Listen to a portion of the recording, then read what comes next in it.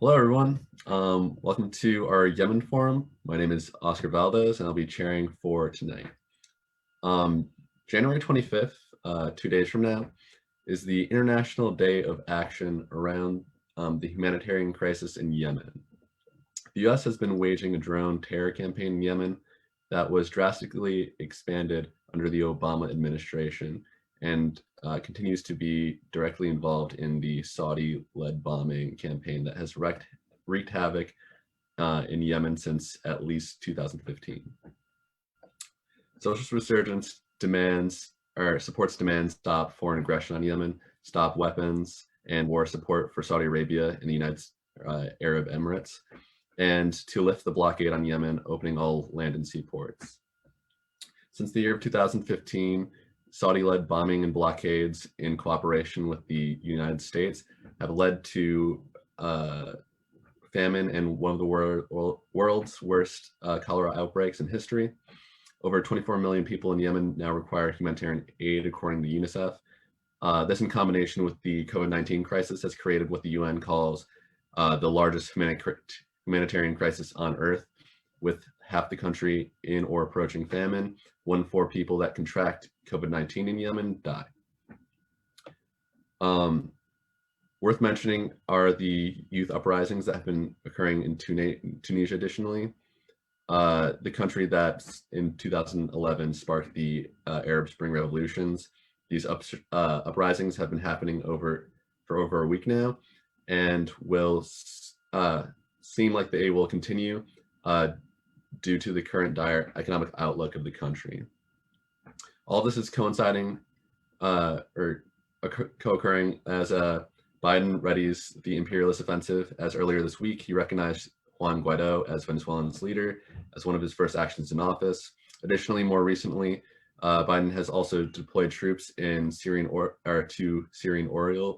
fields, mixed with the fact that 1/3 of Biden's Pentagon transition team hails from organizations financed by the weapons industry. This is a sure signifier to the degree of global imperialism to come. So first, we'll introduce each panelist as we go along. Each panelist has about 10 to 15 minutes to give their piece, and at the end, we'll be taking questions. So first on the docket, we have Stanley Heller. Stanley Heller is a administrator of Promoting Peace and a host of the TV program, The Struggle. He's a retired school teacher. He's written a book, The Uprising We Need, and Zionist Betrayal of the Jews. So take it away, Stan. Good afternoon, everyone. I'm going to start with about 6 minutes of history going up to that tragic date, March 25th, 2015. And then I'm going to do the bulk of my talk about protests, some of which has been very interesting, very creative, and very important. And I'll illustrate my talk with PowerPoint slides. So let me screen share.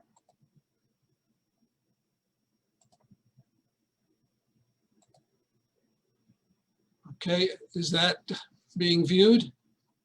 Okay, and let me begin.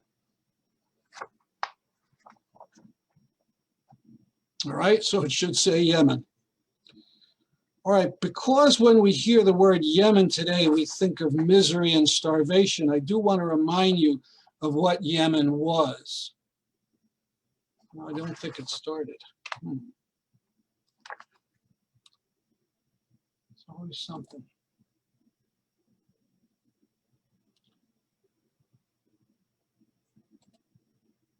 Here we go.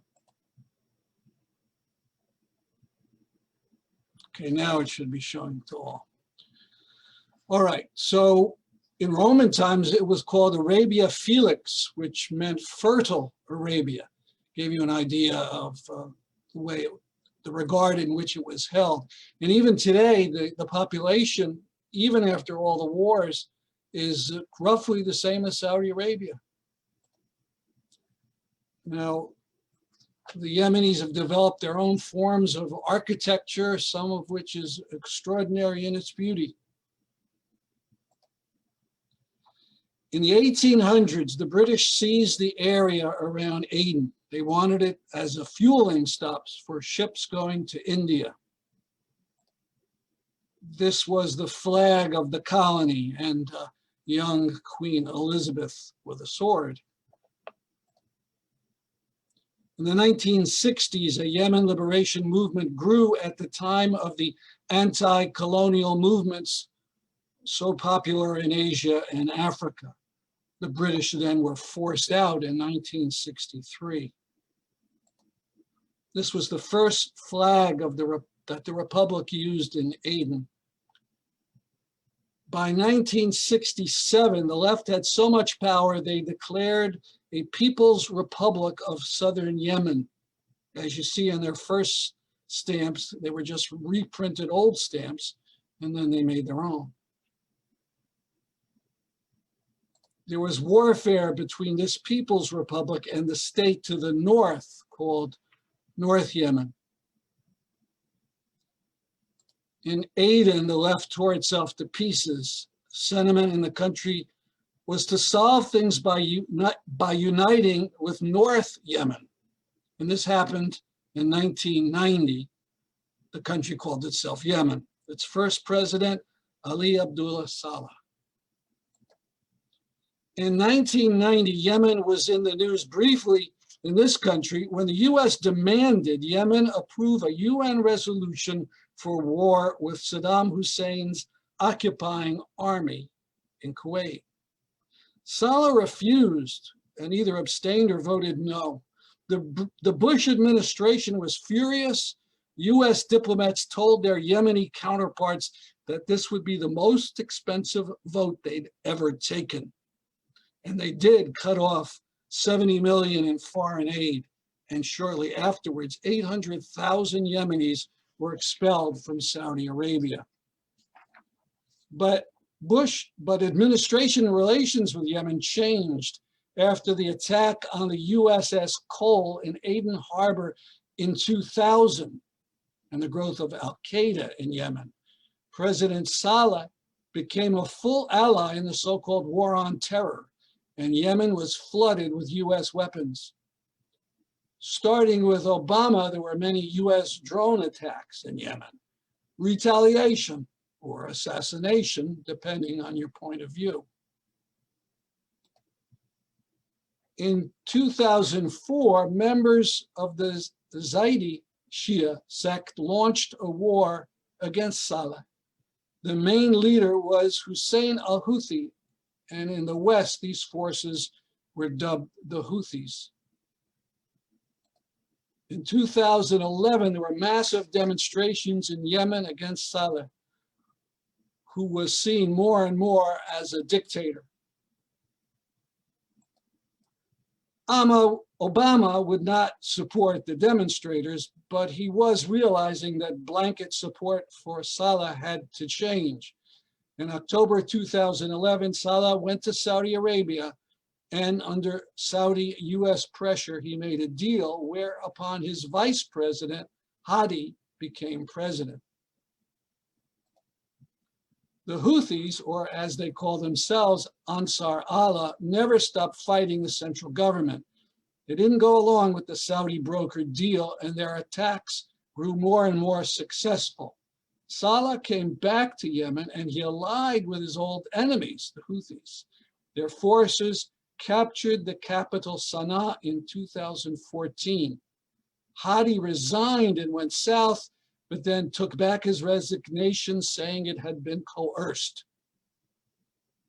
In 2015, US troops left Yemen in a hurry, leaving behind $500 million in weapons. By the way, in all this, I haven't said the word Iran. Thanks to the US, there were enormous amounts of weapons all over Yemen. As far as I can tell, Iranian support for Ansar Allah up until this point was basically verbal. The US and the Saudis were embarrassed that their solution imposed on Yemen was not being followed. In February 2015, they got the United Nations Security Council to condemn the Houthis. In the resolution, however, there was also a call for non-interference by foreign powers. By March, the Ansar Allah was sweeping south, threatening to conquer Aden. They were also attacking Al-Qaeda-occupied areas.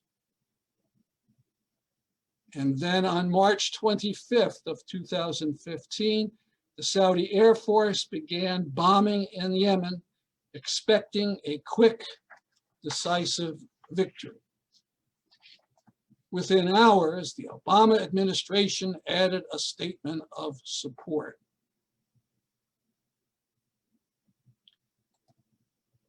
And before I go on to the protests, I just want to make a note that on the struggle, that on the website I administer, thestruggle.org, we have an archive of over 60 articles, links to articles about Yemen. And you see my email down on the bottom. Now going on to the protest. Pictures of creative and important protest. Well, there's the kinds of rallies that are held in the protest pen in front of the United Nations. You may note the significance of the shoe next to Salman's face. And then there are protests in front of federal buildings, and this is one that was held in New Haven a few years ago. In Washington, D.C., activists went to the city council to try to get the street name in front of the Saudi embassy changed to Khashoggi Way. That way, all mail to the embassy would have to be addressed using his name.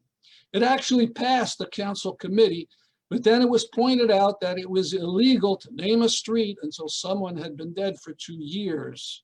So activists made mock signs and took photos, and this was done in other countries.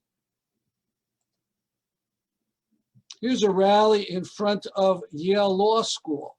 The school had taken money from the Kamel family and had set up an institution. Now this one is not a Saudi protest, but it's interesting. It's the secret artist Banksy using the apartheid wall as his canvas.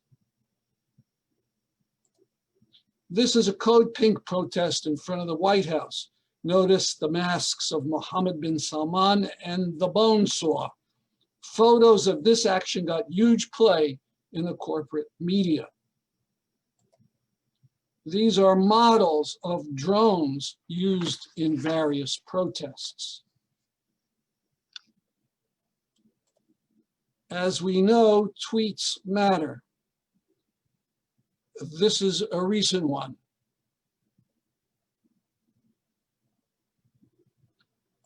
Often a reply to a tweet gets you a large audience, especially if you're tweeting to someone with a large following and a thin skin. Sometimes they get so angry they delete the original tweet.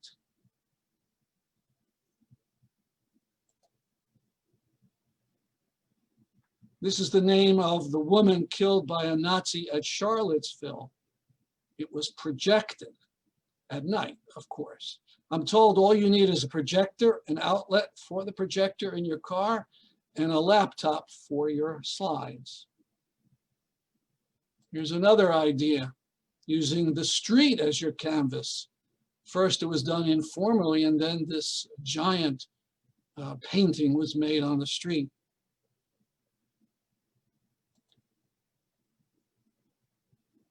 Another form of protest. This is from a display called Eyes Wide Open, where boots were used to show the number of soldiers killed in war. In 2018, the Saudis bombed a bus, killing around 50 people, mostly children. Someone took this photo of the blue backpacks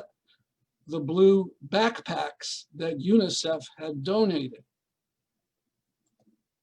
So Kathy Kelly and other activists in Chicago got identical blue backpacks, can't say that word, identical blue backpacks, and used them to protest US help for the Saudis. gestures. This little girl on the left had her whole family wiped out by US bombs. Her own eyes had been badly bruised, and in this picture, she was prying one open so she could see. One person decided to imitate her as a gesture of sympathy, and it became a meme, and the gesture went viral. And then there are programs like makeameme.org that lets you upload one of your pictures, which you then can use to mock someone.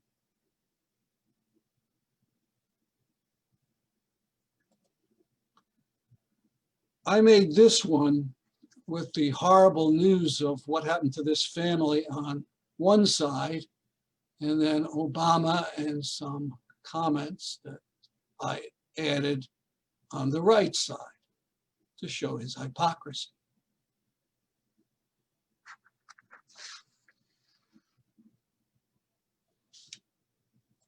Then there are the campaigns against a college program or an armaments corporation. The one on the left is against the University of New Haven. The one on the right is about a protest in the Boston area against the bomb maker Raytheon.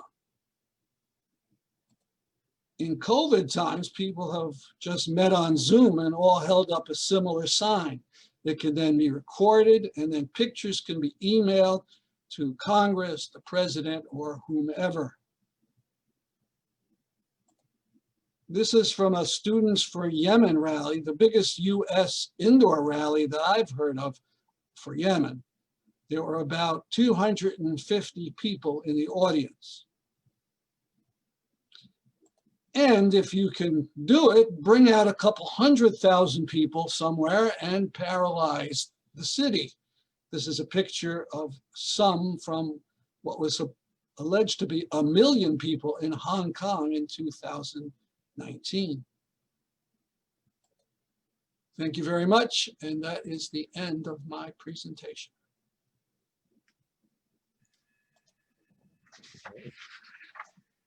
Thank you, Stan, for an excellent presentation. Next up, we have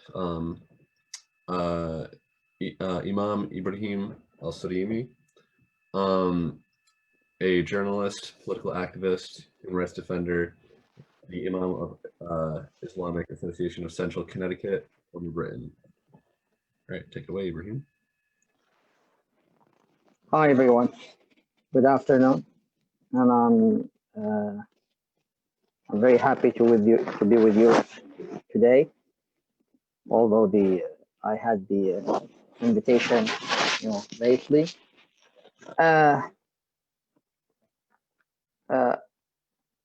Since I heard about the title of the webinar or the event, which is the Stop the War, the words say Stop the War in Yemen, right? I've been trying to summarize the reason why this slogan never happened yet. Stop the war in Yemen. We appreciated that you stand this slogan here in the United States. Definitely, Stan, he just, presented a very informative and regarding the Yemeni situation.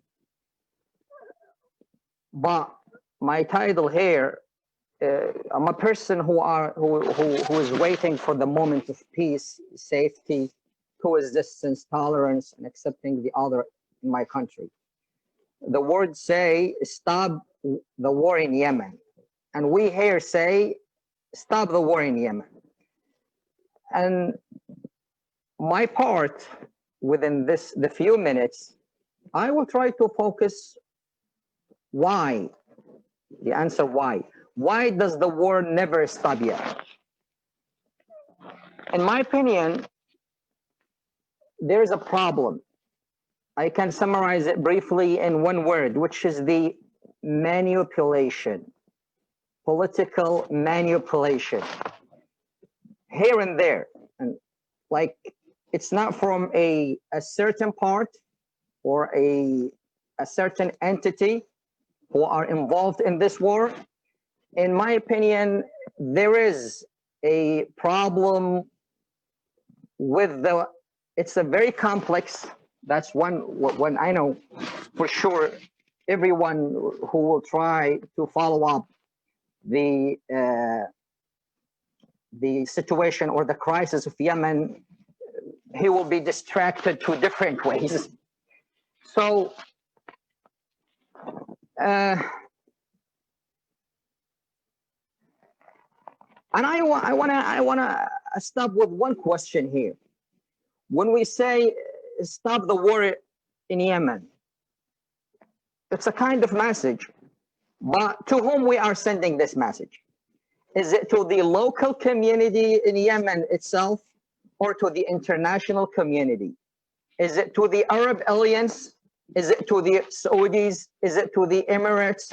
Is it to the Houthis? Is it to the United Nations? Because there is so many parts involved with this complex issue. Yemen has become a victim, to be honest with you. A victim of local, regional, and international political manipulation. Yemen has become a victim right after 2011, after the former regime was fallen, as you know, Heller explained within his presentation. Saleh, as a response to the Arabic Spring Revolution, he used Yemen to take revenge from his opponents by giving Yemen in a play to the militia of Houthis upon that time, and which had no related to the regime. He gave the entire weapon of the government to them. Meanwhile, there was a manipulation within the US administration at that time, because Obama administration, they looked at that step at that time as a kind of political favor. They look at it, they thought it would be good. They could play with it when they need it. They thought Houthis can be used easily to attack Qaeda, to fight Qaeda in Yemen. That's one. And to prove it, let me ask you a question, and the panelists over here. Do you think Obama administration would do the same if Saleh has given the weapon of the all country to another group, such as the Brotherhood or Islah Party? Definitely, I'm positive, I can claim they would never do that. So the reaction of Obama administration at that time was also manipulate with the crisis. They look at it as a kind of game. Let's play a game with they don't focus to the humanitarian aspect of the Yemen at that time and up to this moment. And also, there is also manipulation from all parties and allies that are involved in the Yemen war. Saudis had their agenda. Emirates had their agenda as well. The Yemeni crisis, first and foremost, that's my opinion, is a crisis of lack of morality, is a crisis as of bad intention. Everyone who involved in this war, whether they are locally or regionally or internationally, they don't involve with a clear heart. They don't give attention to the humanitarian side. They put their agenda and their politics over the humans themselves. That's my opinion. Yemen crisis, to be honest with you, is exposed and revealed to what level politicians, whether they are individuals or entity, would disgrace himself or themselves when they put their political and their policy agenda over the human rights. And I like to give witness of this by mentioning a quote from Obama book, Promised Land. The Promised Land, you heard about it. And I like the way he was very honest, and he explained that there was big manipulation for not only in Yemen and in other places as well. And Obama said that he was aware of the risk when he publicly pushed Mubarak to cede power. And he believed that if he were a young Egyptian, he would probably be out there in the demonstration. That's what he said. And lately in his book, he mentioned that he added the role that he played with the Prince of Emirates to destroy the first freedom, the first free election that happened in Egypt, and to destroy the first outcomes of the first election with the President Morsi. And he even mentioned that he had a conversation with the Prince of Emirates, told him that that's the Prince of Emirates. He said they will never let it go. He said, if we let it go, the way it goes, there would be 8 Arab leaders who would fall, you know, who would follow up after Egypt. So, in my opinion, you know, one part I would like also to add it. I'm not sure if I still have time. Maybe a couple of minutes, 2 or 3 minutes. Okay, so I would like to say something to end my session. There is misperception of the world regarding what's happening in Yemen, and even those who try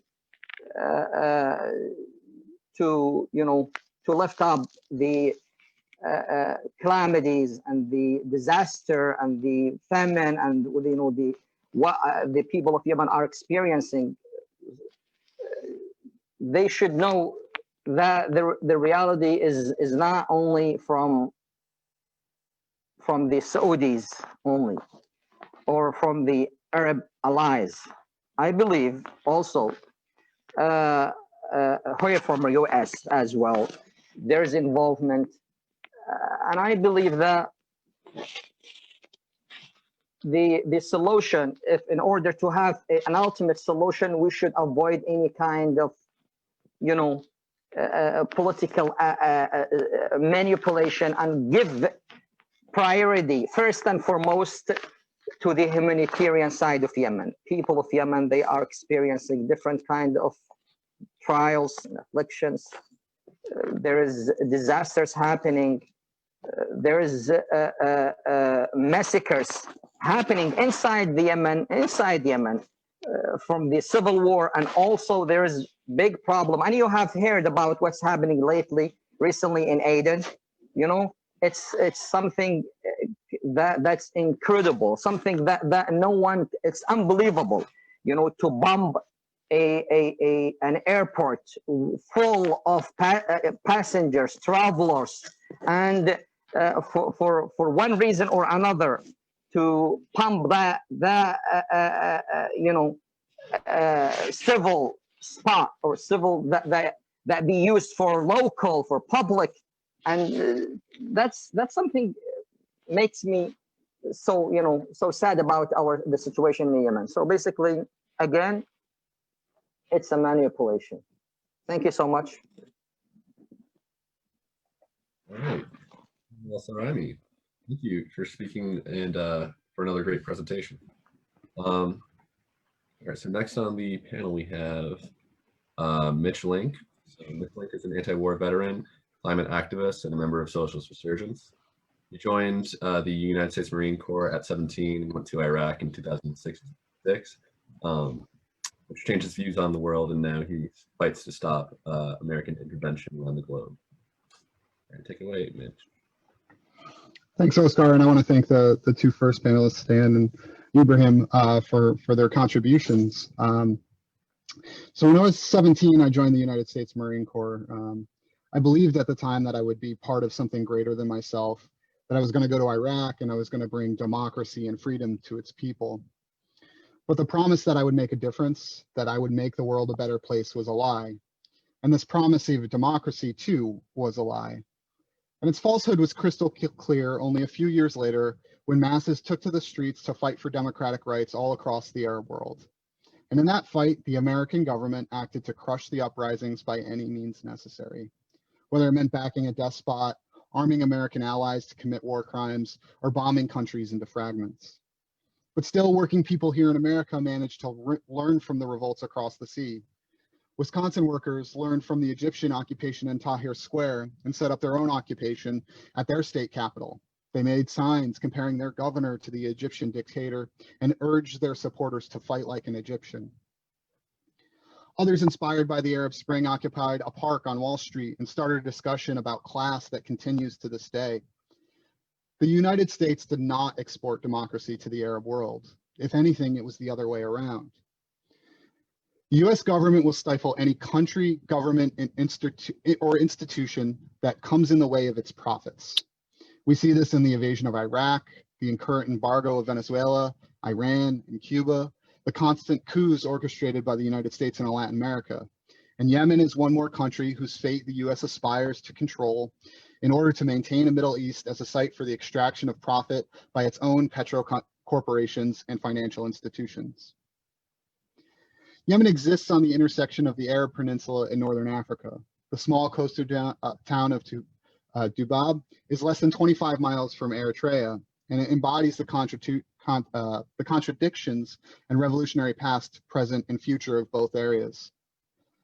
Today in the United States, Yemen is often thought of as a tragedy, part of the homogeneous mass of so-called tribal conflicts assumed to be the perpetual case of destitution, underdevelopment, and war since time immemorial. Wiping aside the racist blinders of the corporate media, the real cause of the situation in Yemen becomes immediately clear: global capitalism and the failure so far of a worldwide socialist revolution. The Yemeni themselves cannot be blamed for this failure.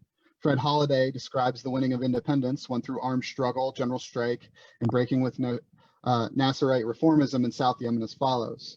All British troops were out on 29 November 1967. The People's Republic of South Yemen was born. 128 years of British rule had come to an end. The South Yemeni victory was the only one in British colonial history which inflicted a defeat of this kind on the British Army and the British state. The revolutionary movement from below smashed landlordism, with peasants forcefully occupying and breaking up big estates, provided one of the most progressive legal bases for women's self-determination, not only in the Middle East and Northern Africa, but the entire world. It combated tribalism through peaceful and relatively democratic means, and probably most importantly, provided basic living standards in a country made poor from almost a century and a half of first colonial and then imperialist occupation and exploitation. Still, the pressure from North Yemen, the other Gulf states, who hate and still hate not just socialism, but also republicanism and world imperialism, were a major force to bear. Ultimately, as Halliday pointed out in 1974, which remains true today, the fate of the PDRY itself depended to a considerable extent on the development of the revolution elsewhere, in North Yemen and in the Gulf. On its own, Yemen on its own, the state would face a very hard and delimited future for economic, psychological, and military reasons. It needed a breakthrough elsewhere. While the PDRY was the first liberated state in Arabia, its fate was directly tied to the fate of the revolution in the rest of the peninsula. Shortly after the reunification of North and South Yemen in 1990, the new state head by former North Yemen, Yemen Arab Republic leader and autocrat Ali Abdullah Saleh alienated the local allies of imperialism by not supporting the US in the Gulf War. After that, Saudi Arabia expelled almost 1 million Yemeni immigrant workers whose remittances kept the masses of people in Yemen afloat. The opposition also increased Saudi posturing against Yemen. Saudi in the past had supported terrorist campaigns since British independence and the formation of the PDRY. After this episode, which bankrupted not the state so much as workers and farmers, the Yemeni ruling class learned its lessons and began looking towards the institutions of imperialism for loans and development assistance. These structural adjustment programs, which began to open Yemen up to complete external economic control, came at the same time that there were assassination attempts, many successful, on Yemen's Socialist Party leaders. The ruling class wanted to clean house. The international financial institutions were focused, as always, on creating stability and positive balance of payments through dismantling the public sector and destroying the welfare state. This was met with extreme opposition from Yemenis, many of whom had lived experience of a state where basic necessities were a guarantee of citizenship. All the same, author Helen Lackler points out forcefully that by 2010, the data strongly suggests failure of the neoliberal agenda. Today's civil war is a product of the economic situation created by and enlarged by the implementation of the program of the imperialist powers onto Yemen.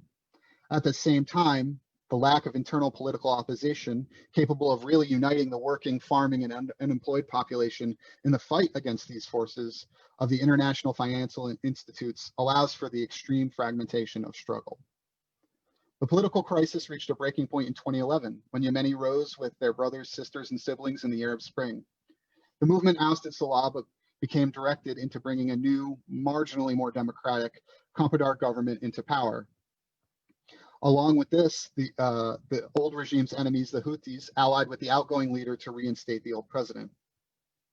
It is widely understood that the US's aggression in Yemen is part of an extension of its geopolitics, specifically allying with Saudi Arabia and its regional Sunni powers, and against Iran and the Shia Houthis that Saudi Arabia considers a threat.